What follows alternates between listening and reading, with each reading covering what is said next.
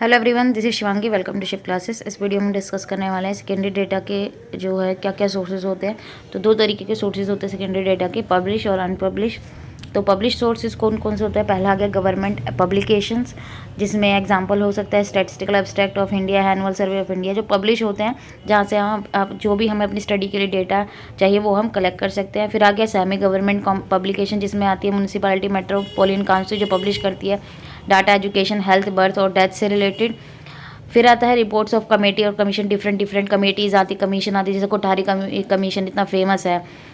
तो इनके थ्रू भाई वो सबके सामने होती है, वो पब्लिश की जाती है रिपोर्ट।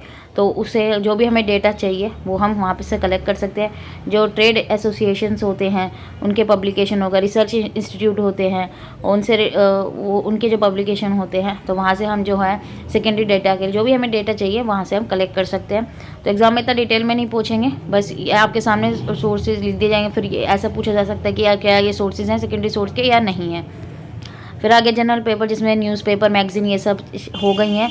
तो यहाँ पे भाई न्यूज़पेपर में भी सारी डिटेल होती है। तो आपको जिस भी घटना से रिलेटेड आपको डेटा चाहिए वहाँ से कलेक्ट कर सकते हैं।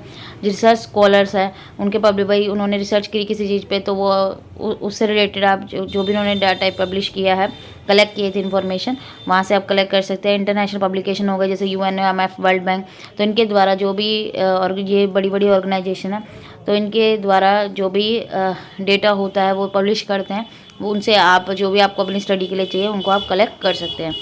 फिर लास्ट है अब हमारा अनपब्लिश सोर्स। तो ये वो डेटा होता है, कलेक्ट किया जाता है गवर्नमेंट ऑर्गेनाइजेशन के द्वारा या दूसरों के द्वारा, जो सेल्फ यूज़ के लिए होता है या फिर ऑफिस रिकॉर्ड के लिए होता है। ये इनको पब्लिश नहीं किया जाता है, तो ये अनपब्लिश न्यूमेरिकल इन्फॉर्मेशन होती है। ठीक है, तो आप इनका इस्तेमाल कर सकते हैं एज ए सेकेंडरी डाटा के रूप में। ठीक है, आपको जाके परमिशन लेनी पड़ेगी। तो ये सबके सामने जो है पब्लिश नहीं किए जाते हैं।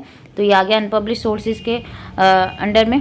तो इसका कोई ऐसा एग्जांपल नहीं है भाई, ऐसे अनपब्लिश अभी न्यूमेरिकल डाटा पब्लिश ही नहीं है, तो हमें क्या पता कि कौन से डेटा है। ठीक है, कुछ इन्फॉर्मेशन के तो है नहीं कि सबके सामने सारी इन्फॉर्मेशन बता दी जाएगी, कुछ सीक्रेट भी रखे जाते हैं, तो इसलिए वो अनपब्लिश सोर्सेज में आ जाते हैं। तो ये था हमारा छोटा सा टॉपिक, पब्लिश और अनपब्लिश जो सेकेंडरी डाटा के जो सोर्स होते हैं।